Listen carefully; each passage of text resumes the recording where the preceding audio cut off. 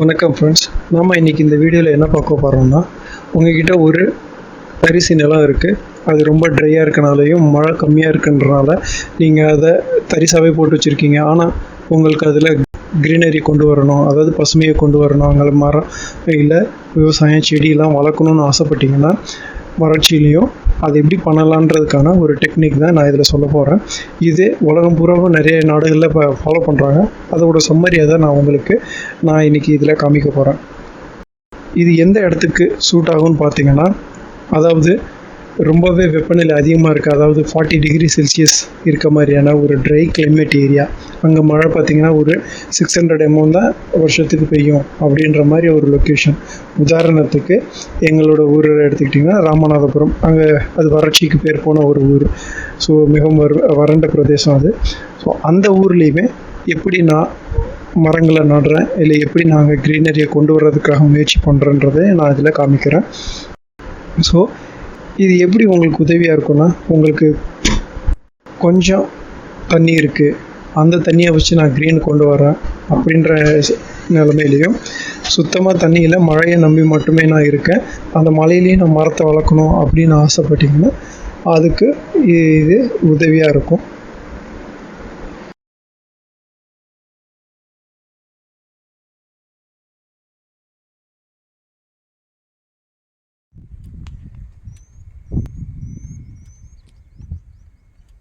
இதில் ஒரு 3 டெக்னிக் இருக்குங்க.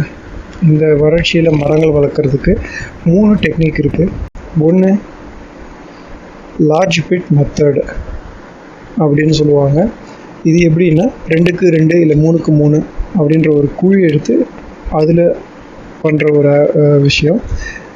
அடுத்தது பார்த்திங்கன்னா பேசின் மெத்தட் அப்படின்னு வரும். இது எதுன்னு பார்த்திங்கன்னா, கொஞ்சம் தண்ணி இருக்குது அந்த இடத்துல, அதாவது வட்டப்பாத்தி முறை, கொஞ்சம் தண்ணி இருக்கிற இடத்துல ஒரு வட்டமாக எடுத்தோ இல்லை மழை வரும்போது அந்த மழையை ஃபுல்லாக எடுத்துக்கிறதுக்கு ஒரு உதவி பண்ணுற ஒரு மெத்தடு.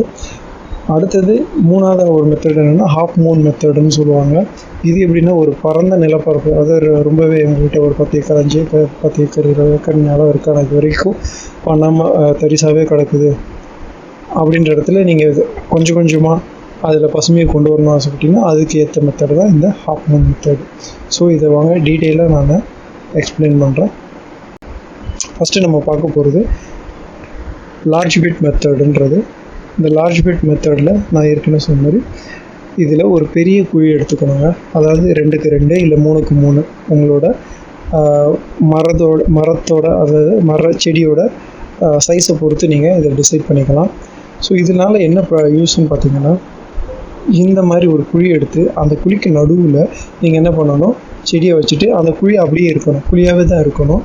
ஏன்னு கேட்டிங்கன்னா, இதில் மழை பெய்கிறப்போ என்ன ஆகும்னா, மழை கொஞ்சம் தான் பெய்யும். அந்த மழை என்ன ஆகும்னா அந்த குழியில் நிறைஞ்சி ஒரு வாரம், கண்டிப்பாக ஒரு வாரத்துக்கு என்ன பண்ணுவோம், கொஞ்சம் தங்கியிருக்கும். ரொம்ப மழை பெஞ்சுன்னா ஒரு வாரம் தங்கியிருந்து அந்த தண்ணி கொஞ்சம் கொஞ்சமாக உள்ள குழியில் இறங்கும். குழி இறங்குறதுனால என்ன ஆகும், அங்கே வச்சுருக்க செடி அந்த தண்ணியை பயன்படுத்தி கண்டிப்பாக ஒரு 2 மாதம் 3 மாதம் வரைக்கும் உயிர் தப்பிச்சு திரும்ப வரும்.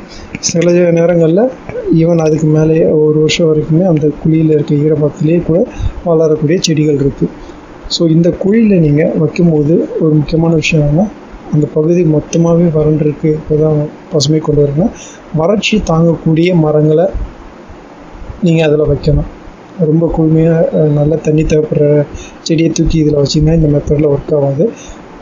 வறட்சி தாங்கக்கூடிய நல்ல மரங்கள் இருக்குது, டிம்பர் ட்ரீஸ் இருக்குது, இல்லை நமக்கு பயன்படக்கூடிய நிறைய மரங்கள் இருக்குது. அதை நீங்கள் இங்கே வச்சிங்கன்னா அது என்ன பண்ணும், இந்த ஈரப்பதத்திலே கூட நல்லாவே வளரும். ஸோ அதுக்கான மெத்தடு தான் இந்த மெத்தடு. இப்போ இந்த வீடியோவில் பார்க்குற இந்த லொக்கேஷன்ஸ் பார்த்திங்கன்னா, இது ராமநாதபுரத்தில் இருக்க வறண்ட பகுதி. மழை இல்லைனாலும் வெயில் காலத்தில் எப்படி இருக்கும்னு நீங்கள் பாருங்கள். கண்ணு கெட்ட தூரம் வரைக்கும் வறண்டு தரிசு நிலம் மாதிரி தான் காமிக்கப்படுது. விவசாய நிலமே தரிசு நிலம் மாதிரி தான் இருக்கும். அங்கே மரங்கள் எதுவும் இருக்காது, முள் மரங்கள் தான் இருக்கும். ஸோ அங்கே நான் மரத்தை வளர்க்கணுன்றது தான் என்னோடய சேலஞ்சாக எடுத்து நான் இப்போ பண்ணிகிட்ருக்கேன். இப்போ பார்த்திங்கன்னா இதோட ஒரு எக்ஸாம்பிள் நான் எங்களோட ஊரில் நான் பண்ண மெத்தடை ஒரு சில வீடியோஸை உங்களுக்கு காமிக்கிறேன்.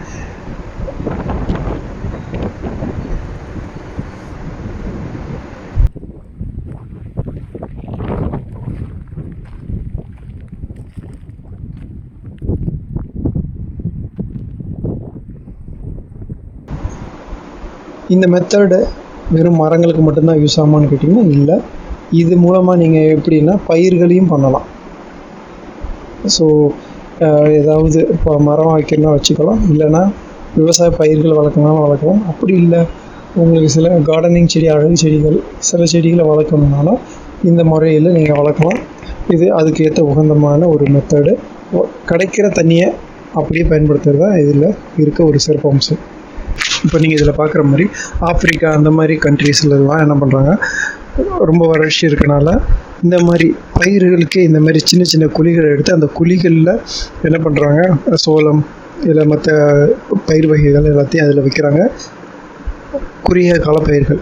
ஸோ அந்த ஈரப்பதத்தில் அந்த செடிகள்லாம் வளர்ந்து அதன் மூலமாக அவங்களுக்கு ஒரு வருமானத்தை அந்த நிலத்துலேருந்து எடுக்கிறாங்க. ஸோ இந்த டெக்னிக்கை நம்மளும் கூட இதை பயன்படுத்தலாம். நான் இதை தான் ராமநாதபுரம் என்னோடய ஃபார்மில் நான் ட்ரை பண்ணுறதுக்காக எடுத்து வச்சுருக்கேன். அடுத்த மெத்தடு பார்த்திங்கன்னா பேசின் மெத்தட். இதில் என்ன பண்ணுவோன்னா, நம்மளுடைய ஒரு செடியோ மரத்தையோ நம்ம நட்டுட்டு அதை சுற்றி ஒரு நல்ல வட்டமாக, ரொம்ப ஆழம் இல்லாமல் ஒரு வட்டமாக, ஒரு 6 அடிக்கு 1 அடிக்கு ஒரு சைஸில் நம்ம என்ன பண்ணலாம், ஆழத்துக்கு ஒரு பட்டலத்தை நம்ம சுற்றி நோண்டிட்டு அது மேலே மக்குனது உரங்கள் அதெல்லாம் போட்டு வச்சிடலாம். ஸோ இதனால் என்ன ஆகும்னா, மழை பெய்யும் போது அந்த மழை தண்ணி நல்லாவே ஊறி அந்த மரத்துக்கு தேவையான ஈரப்பதம் அதில் கிடைக்கும். இது அந்த பிட்டோட மெத்தடோட இன்னொரு எக்ஸ்டென்ஷன் தான். இதில் இன்னொன்று என்ன விஷயம்னா, உங்கள்கிட்ட கொஞ்சம் தண்ணி இருக்குதுன்னு வச்சுக்கோங்க. ஸோ அந்த டைமில் இந்த மெத்தடு யூஸ் பண்ணிக்கலாம். ரொம்ப ஆழமாக நீங்கள் குழி எடுக்கணும்னு இல்லை, கொஞ்சம் சின்ன அளவில் எடுத்துகிட்டு அதில் நீங்கள் தண்ணியை இதில் அனுப்பிச்சிக்கலாம். இப்போ பார்த்தீங்கன்னா ஒரு சாம்பிளுக்கு இந்த வீடியோ போட்டிருக்கு பாருங்கள், இமேஜஸ் அட்டாச் பண்ணியிருக்கேன். அப்போது இது மாதிரி கொஞ்சம் தண்ணி இருக்கிற நேரத்தில் இந்த வட்டப்பாத்தி முறை உங்களுக்கு நல்ல பயனுள்ளதாக இருக்கும். ஈவன் நம்ம தென்னை மரங்களில் வட்டப்பாத்தி எடுக்கிற முறையை நீங்கள் பார்த்துருப்பீங்க, தென்னை மரம், மாமரம். ஸோ அது என்னென்னா இதே டெக்னிக் தாங்க, இந்த மெத்தட் தான். ஸோ இதில் என்ன ஆகும்னா, அந்த தண்ணி வந்து நல்ல அதோடய வேர்பரப்புக்கு எல்லா இடத்துக்கும் ரீச் ஆகும். ப்ளஸ் தண்ணி தரையில் உள்ளே இறங்கும். ரெயின் வாட்டர் ஹார்வெஸ்டிங்ன்ற இல்லை நீங்கள் கொடுக்குற நீர் நல்லா இறங்குறதுக்கும் உதவியாக இருக்கக்கூடிய ஒரு மெத்தடு.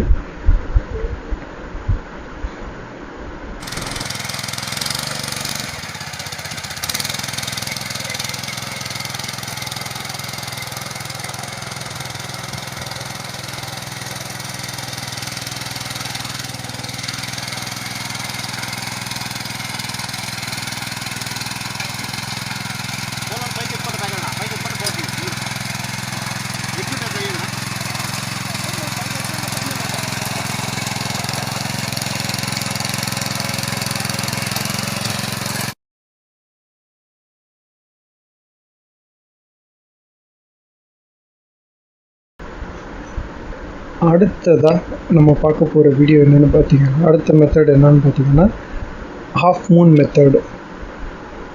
இந்த ஹாஃப் மூன் பிட் மெத்தடுன்னா ஒன்றும் இல்லைங்க, இது ஒரு மிகப்பெரிய பரப்பளவில், இது ஒரு பெரிய ப்ராஜெக்ட் லெவலெலாம் இது ஆஃப்ரிக்காவில் பண்ணிகிட்ருக்காங்க. இதில் என்ன பண்ணுவாங்கன்னு பார்த்தீங்கன்னா, அந்த திறந்த பரப்பளவில், திறந்த வெளியில் என்ன பண்ணுவாங்க, அரை வட்ட வடிவத்தில் என்ன பண்ணுவாங்க, பிட்டு, அதாவது குழி எடுத்து வச்சுருவாங்க.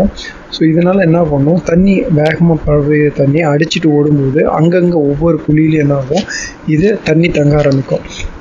இந்த தண்ணி இங்கே தங்கும்போது இதில் என்ன பண்ணுவாங்கன்னா, சில புல் வகைகள், களை செடிகள், அந்த மாதிரி செடிகள் என்ன பண்ணணும், வளர விடணும். இந்த ஈரப்பதத்தில் அந்த செடிகள் கொஞ்சம் கொஞ்சமாக காலப்போக்கில் என்னாகும், வளரும். அந்த இடத்துல பசுமை கொஞ்சம் வந்ததுக்கப்புறம் நமக்கு தேவையான மரங்களையும் கன்றுகளையும் நட ஆரம்பிக்கலாம். இது ஒரு பெரிய லாங் ப்ராசஸ். பட் உங்கள்கிட்ட ஒரு இடம் இருக்குது, இப்போதைக்கு நீங்கள் பண்ண போகிறதில்ல, ஆனால் அதுக்கு கொஞ்சமாக டைமும் ரொம்ப ஸ்பெண்ட் பண்ண முடியாது, என்னால் பசுமையை அதை கொண்டு வரணும் அப்படின்னு நினச்சிங்கன்னா இந்த மெத்தட் பண்ணலாம். இதை ஒரு முறை பண்ணிவிட்டு அடுத்த முறை கொஞ்சம் கொஞ்சமாக எஃபர்ட் போட்டிங்கன்னா என்ன ஆகும்னா, ஒரு 3 வருஷத்துல 5 வருஷத்தில் அந்த இடம் என்ன பண்ணும், பசுமையாக மாற ஆரம்பிச்சிடும். நீர் பதம் நம்ம தரையில் இருக்க ஆரம்பிக்கும். அதை வச்சு நீங்கள் என்ன பண்ணலாம், உங்களுக்கு தேவையான பண்ணையை வடிவமைக்கலாம். ஸோ இதுவும் ஒரு செலவு கம்மியான ஒரு தொலைநோக்கு பார்வையில் செய்யக்கூடிய ஒரு ஆக்டிவிட்டி.